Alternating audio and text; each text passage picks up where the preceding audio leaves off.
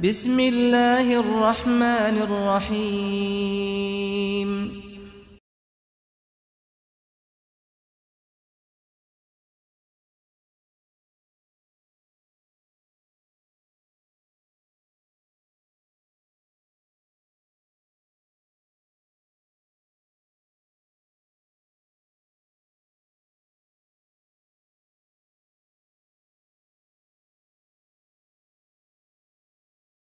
إن الحمد لله نحمده ونصلي على رسوله الكريم وأشهد أن لا إله إلا الله وحده لا شريك له وأشهد أن محمدًا عبده ورسوله أما بعد. حضرات، توبہ استغفار اور اسباب مغفرت اس سے متعلق گفتگو ہو رہی تھی. کون سی ایسی چیزیں ہیں جس کے کرنے سے اللہ تعالیٰ بندے کے گناہ معاف کرتے ہیں؟ بھائیو،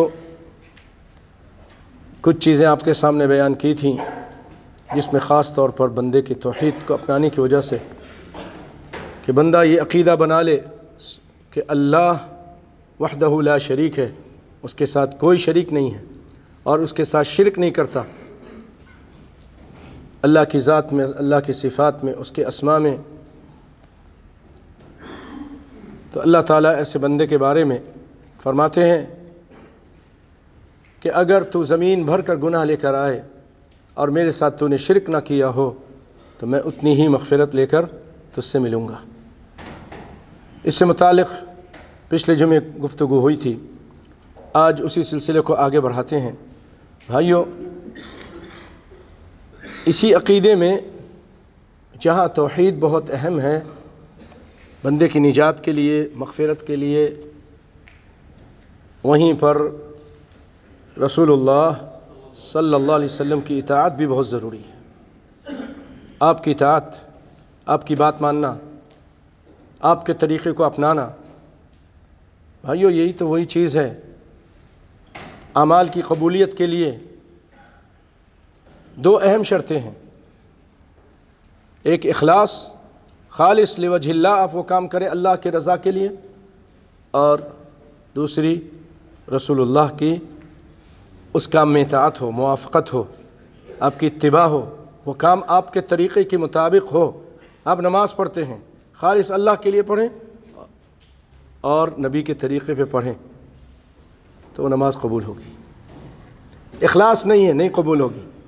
لوگوں کو دکھلانے کے لیے پڑھ رہے، نہیں قبول ہوگی.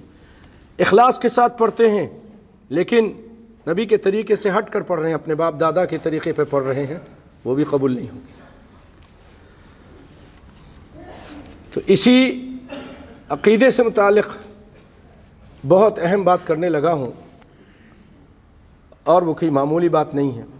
اس کی وجہ سے رب العالمین بندے کے سارے گناہ معاف کر دیتے. اللہ تعالیٰ قرآن پاک میں فرماتے ہیں، قُلْ إِن كُنتُمْ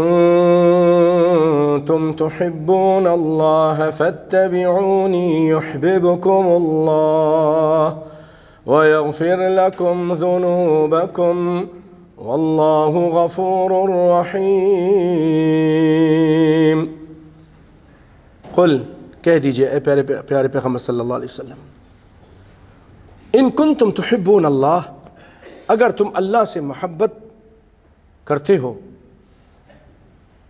تم یہ دعویٰ کرتے ہو کہ ہم اللہ سے محبت کرتے ہیں. امام حسن بصری رحمۃ اللہ علیہ یہاں فرماتے ہیں کہ جو لوگ یہ دعویٰ کرتے تھے کہ ہم اللہ سے محبت کرتے ہیں، آج سب دعویٰ کرتے ہیں، تو اللہ تعالیٰ نے ان کی آزمائش کی، ان کو ابتلا میں ڈالا اس آیت کے ذریعے کہ واقعی اگر تم محبت میں سچے ہو، قل ان کنتم تحبون اللہ فاتبعونی، میری اتباع کرو، یعنی محمد مصطفیٰ صلی اللہ علیہ وسلم کی اتباع کرو. یحببکم اللہ، اللہ تم سے محبت کرے گا. بھائیو، اللہ کی محبت اگر آپ چاہتے ہو، کائنات کے رب کی خالق ارض و سما کی تو رسول اللہ کی اتباع کیجیے. کیسے اٹھتے تھے، کیسے بیٹھتے تھے، کیسے سوتے تھے، کیسے شادی بیاہ کرتے تھے، کیسے نماز پڑھتے تھے، کیسی تجارت کرتے تھے، کس طرح کے معاملات تھے، سب اپنائیے. ادخلوا فی السلم کافہ لقد کان لکم فی رسول اللہ اسوۃ حسنہ. ان کی زندگی میں تمہارے لیے بہترین نمونہ ہے، اسوہ حسنہ ہے. سب چیزیں آپ کو ملے گی، گھر کے معاملات ملیں گے، باہر کے معاملات ملیں گے. فاتبعونی، میری اتباع کرو. صرف رسول کی اتباع، بندہ یہ ٹھان لے دل میں، یہ مصمم ارادہ کر لے کہ میں جو رسول کا طریقہ اپناؤں گا، چاہے کوئی میرا استاد، میرا پیر، میرا کوئی شیخ، میرا کوئی بڑا اور فقیہ، کوئی صحابی، کوئی امام کوئی بات کرے، اگر وہ رسول کی بات سے ٹکرا جائے، ہم ان سب کے احترام تو کریں گے لیکن بات رسول کی مانیں گے. بات کس کی مانیں گے بھائیو؟ رسول کی مانیں گے. صرف یہ اپنے دل میں نیت کر لے اور پھر اس پہ عمل شروع کر دے کہ یہ خوشخبری سن لے، اب تم کو اللہ سے محبت کرنے کی ضرورت نہیں، اللہ تم سے محبت کرے گا، تمہیں محبوب بنائے گا، وہ محب بن جائے گا. اللہ اکبر. ان کنتم تحبون اللہ فاتبعونی یحببکم اللہ. اب اللہ تم سے محبت کرے گا. اور دوسرا میڈل اللہ تعالیٰ، پہلا میڈل یہ دیا، اور وَيَغْفِرْ لَكُمْ ذُنُوبَكُمْ، رسول کے سچے مطیع اور فرما بردار بن جاؤ، ماننے والے بن جاؤ، تو پھر اللہ تعالیٰ پچھلے سارے تمہارے گناہ معاف کر دے گا. وَيَغْفِرْ لَكُمْ ذُنُوبَكُمْ. اتباع کی یہ اہمیت ہے بھائیو. اتباع کی اہمیت پوچھنا ہو صحابہ سے پوچھیے، ہمیں نہیں معلوم نا. ہم تو وہی کرتے ہیں جو اپنے دل میں آ رہا ہے، جو اپنے من میں آ رہا ہے، جو ہمارا معاشرہ کہہ رہا ہے، جو سوسائٹی اور برادری کہہ رہی ہے ہر معاملے میں. ارے بھائی یہ نہیں، گانا بجانا مت کیجئے، شادی کا موقع ہے، یہ سب چیزیں مت کیجئے. ارے نہیں، سوسائٹی برادری راضی نہیں ہے، کرتے ہیں. ارے بھائی آپ پوری داڑھی رکھ لیجئے، نہیں وہ ہمارے دوست احباب بیوی بھی راضی نہیں ہیں، نہیں رکھتے. بہت سارے معاملات ہیں. منہ سے تو کہتے ہیں کہ ہاں ہم رسول سے محبت کرتے ہیں، رسول کو چاہتے ہیں. شاعر نے، عربی کے شاعر نے کہا تھا، لو ان حبک صادقا لاطعته، اگر تیری رسول سے محبت سچی ہوتی تو تم ان کی اتباع کرتے. ان المحب لمن يحب مطیع،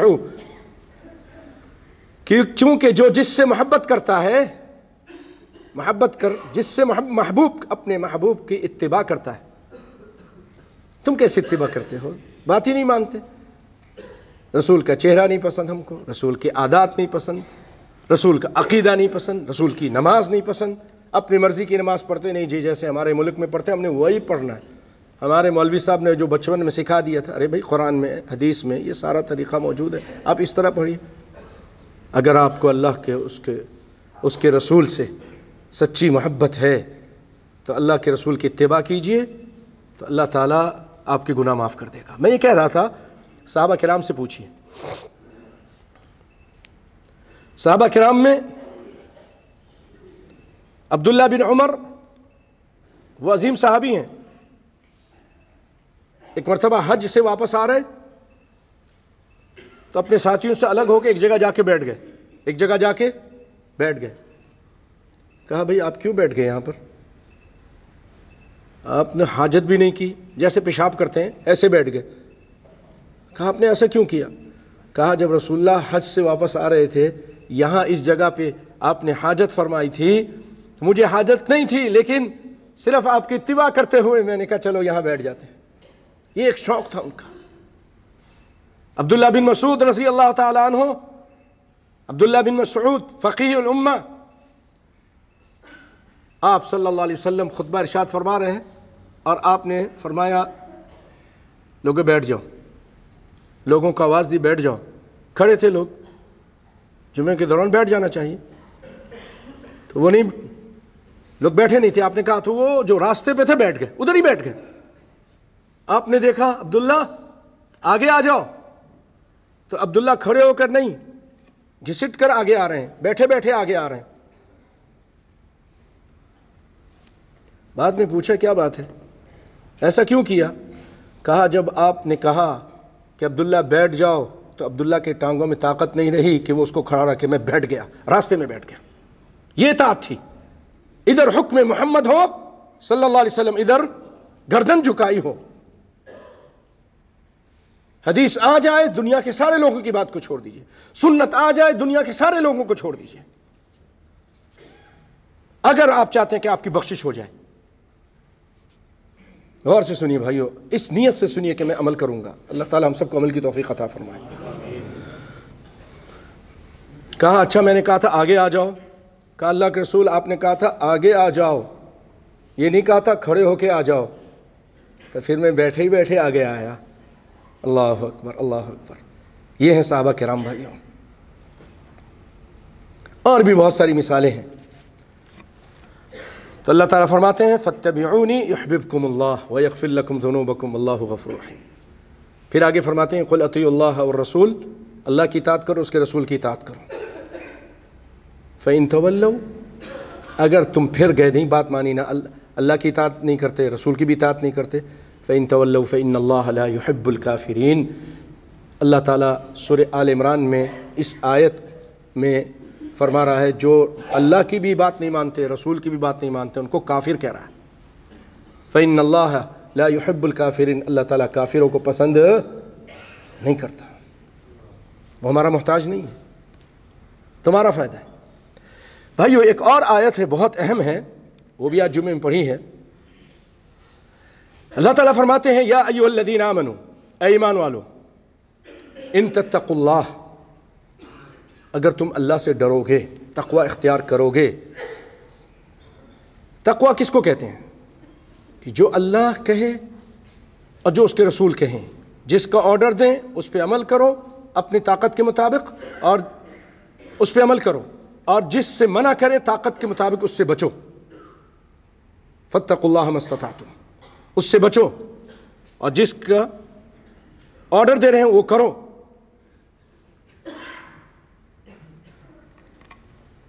حرام سے منع کرتے ہیں، حرام سے رک جائیے، گناہوں سے رک جائیے، ناجائز کاموں سے رک جائیے. اللہ سے ڈریے کہ اللہ کو آپ دیکھ نہیں رہے ہیں لیکن آپ ڈر رہے ہیں کہ اللہ مجھے دیکھ رہا ہے، اللہ دیکھ رہا ہے.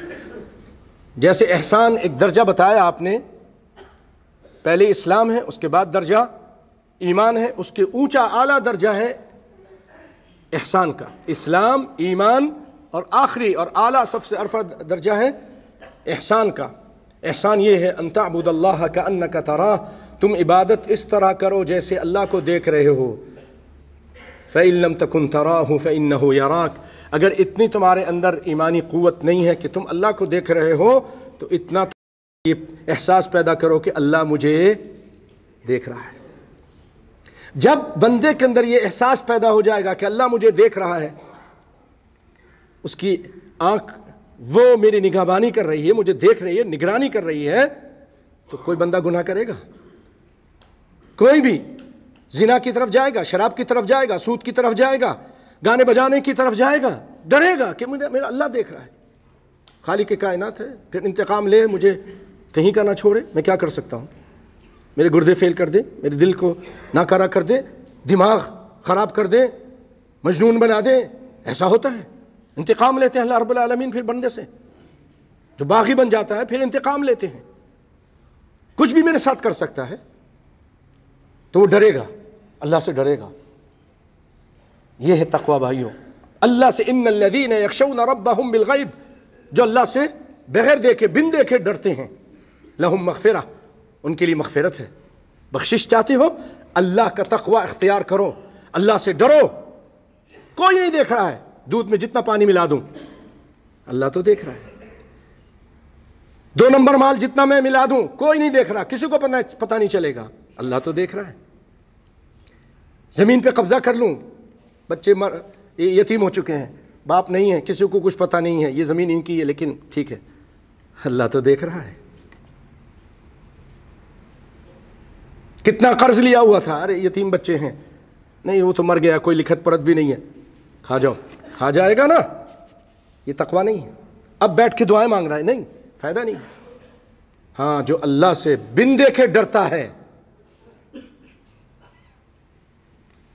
اللہ کا احساس رکھتا ہے، کہ اللہ مجھے دیکھ رہا ہے، وہ مجھ سے پوچھے گا، تو اس گناہ سے رک جاتا ہے.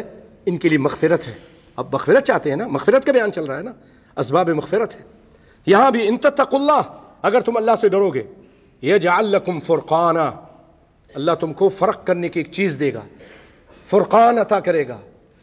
یعنی بڑے بڑے مشکل مسائل آئیں گے، حالات بڑے دگردوں ہوں گے، آدمی ڈگمگانے لگے گا، ایمان سے پیچھے ہٹے گا. لیکن جب وہ تقوی اختیار کرے گا، ارے کیا کروں، نہیں مسئلہ ہو رہا، بچہ بھی بیمار ہے، پیسے بھی چاہیے، سود کے بغیر میرا معاملہ نہیں حل ہونے والا. لیکن اللہ تعالیٰ ایسی اس کو روشنی عطا کریں گے، ایسی سمجھ عطا کریں گے کہ وہاں پر ڈٹ جائے گا، ایمان پر قائم رہے گا. ان تتقوا اللہ یجعل لکم فرقانا، اللہ تم کو فرقان عطا کریں گے، حق و باطل میں فرق کرنے والی چیز عطا کر دیں گے، تم کو سمجھ عطا فرمائیں گے، دین پہ استقامت دیں گے. اللہ اکبر. وَيُكَفِّرْ عَنْكُمْ سَيِّئَاتِكُمْ، جب صحیح تقوی اختیار کرو گے، تمہارے اندر میرے اندر جو برائیاں ہیں نا، گندی عادتیں ہیں، اللہ وہ بھی دور کر دے گا، اچھائیاں پیدا کر دے گا، نیکیاں پیدا کر دے گا، برائیاں دور. پہلے بڑے جی گندی محفلوں میں بیٹھتے تھے، گندے کام کرتے تھے، جھوٹ بولتے تھے، یہ کرتے تھے، وہ کرتے تھے، آہستہ آہستہ سب چھوڑ دیں گے. تقوی اختیار تو کرو، تقوی اختیار کرو. ان تتقوا اللہ یجعل لکم فرقانا ویکفر عنکم سیئاتکم واللہ ویغفر لکم، اور اس کے بعد کیا ہے، تمہاری برائیاں بھی دور کرے گا اور تمہیں معاف بھی کر دے گا. اللہ اکبر. صرف تقوی اختیار کرو. بھائیو، یہ میں کسی کی قول نہیں سنا رہا، نبی اللہ کی بات سنا رہا ہوں، اللہ کا فرمان سنا رہا ہوں. اس سے بڑھ کر کائنات کوئی سچا نہیں ہے. ومن اصدق من اللہ قیلا ومن اصدق من اللہ حدیثا. یہ آیت سورۃ انفال کی تھی، آیت نمبر 29. اسی سے ملتی جھلتی ایک اور آیت بھی ہے، وہ ہے سورۃ حدید کی آیت. وہاں اللہ تعالیٰ فرماتے ہیں، یا ایھا الذین آمنوا، اے ایمان والو. عام لوگوں کو نہیں کہہ رہا، آپ کو جو کلمہ پڑھنے والے مسلمان ہیں، ایمان لانے، آپ کو مخاطب کر رہا ہے. اے ایمان والو، اتقوا اللہ، اللہ سے ڈر جاؤ. اے اللہ مجھے اور آپ کو، سب بھائیوں مسلمانوں کو تقوی عطا فرما، آمین یا رب. بہت اہم چیز ہے.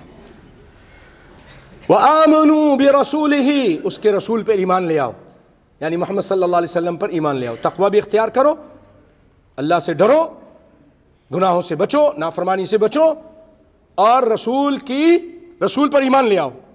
یعنی ایمان کیا؟ آپ کی بات مانو. اب یہ شخص رسول کہہ رہے ہیں کچھ، وہ بات نہیں مانتا، یہ کون سا ایمان ہے؟ وَمَا أَرْسَلْنَا مِن رَسُولٍ إِلَّا لِيُطَاعَ بِإِذْنِ اللَّهِ. اللہ فرماتے ہیں ہم نے رسولوں کو اس لیے بھیجا کہ ان کی اتباع کی جائے، ان کی اطاعت کی جائے. جو مقصد تھا آپ نے تو فوت کیا، بات ہی نہیں مانتے، اب تو نافرمان ہو گئے. جو نافرمان ہوتا ہے اللہ تعالیٰ ان کے بارے میں فرماتے ہیں فَلْيَحْذَرِ الَّذِينَ يُخَالِفُونَ عَنْ أَمْرِهِ أَن تُصِيبَهُمْ فِتْنَةٌ أَوْ يُصِيبَهُمْ عَذَابٌ أَلِيمٌ. جو رسول کی نافرمانی کرتے ہیں ان کو ڈر جانا چاہیے کہ ان کو کوئی فتنہ پہنچ جائے. امام شافعی فرماتے ہیں ممکن ہے پاگل ہو جائے، بیکی بیکی باتیں کرے. أَن تُصِيبَكُمْ فِتْنَةٌ أَوْ يُصِيبَهُمْ فَلْيَحْذَرِ الَّذِينَ يُخَالِفُونَ عَنْ أَمْرِهِ أَن تُصِيبَهُمْ فِتْنَةٌ أَوْ يُصِيبَهُمْ عَذَابٌ أَلِيمٌ. یا دردناک عذاب. سورۃ نور کی آیت ہے، یہ قرآن ہے، یہ کہ جو رسول کی نافرمانی کرتے ہیں اللہ ان کو فتنے میں مبتلا کر دے. آج ہم کیوں فتنے میں مبتلا ہیں؟ کیوں فتنے میں مبتلا ہیں؟ ہر طرف فتنے میں مبتلا ہیں. یہی ہے کہ ہم اللہ کی صحیح معنوں میں اتباع نہیں کر رہے، بات نہیں مان رہے، تقوی اختیار نہیں کیا ہوا ہے، رسول کی نافرمانی کر رہے ہیں. بھائیو، رسول کی نافرمانی جب صحابہ کرام نے کی تھی بدر احد کے میدان میں، آپ کو پتہ ہوگا تھوڑا جنہوں نے تاریخ پڑھی ہے، جیتی ہوئی جنگ ہار گئے، 70 صحابہ شہید ہو گئے. آپ نے کہا تھا یہ جگہ نہ چھوڑنا، بس ہم جیتے یا ہارے، واضح بیان تھا، لیکن انہوں نے چھوڑ دیا. خالد بن ولید جو بھی مسلمان نہیں ہوئے تھے پیچھے سے حملہ کیا اور جیتی ہوئی جنگ مسلمان ہار گئے، نبی زخمی ہو گئے، 70 صحابہ شہید ہو گئے. یہ ہے نافرمانی کا انجام. تو آج ہم کیوں ہر جگہ پیچھے ہیں، مارے پڑ رہی ہیں؟ وجہ یہ ہم اللہ کے باغی بن چکے ہیں، نافرمانی کر رہے ہیں. تو آگے چلتے ہیں. تو رسول پر ایمان لاؤ یعنی ان کی اطاعت کرو، ان کی بات مانو. یؤتکم کفلین من رحمتہ، اللہ تعالیٰ تم کو 2 کفل دے گا. کفل ایک پیمانہ ہے. سیدنا عمر رضی اللہ تعالیٰ عنہ نے یہودیوں کے ایک بہت بڑے عالم سے پوچھا، یہ بتاؤ کہ کفل کتنا ہوتا ہے تمہارے یہاں؟ کم افضل ما ضعف لکم حسنہ، کتنا تمہارے لیے نیکیوں کو ڈبل تبل کیا گیا، اس کا اجر زیادہ کیا گیا؟ قال قفل، کفل ایک کفل، ایک پیمانہ. اس کا مطلب اس کے اندر 350 حسنہ، ایک کفل کے اندر 350 نیکیاں ہیں. یہ یہودیوں کو، اہل کتاب کو دیا گیا.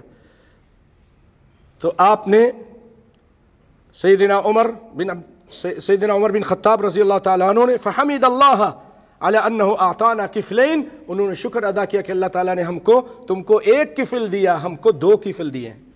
2 کفل یعنی 700 نیکیاں. کس وجہ سے؟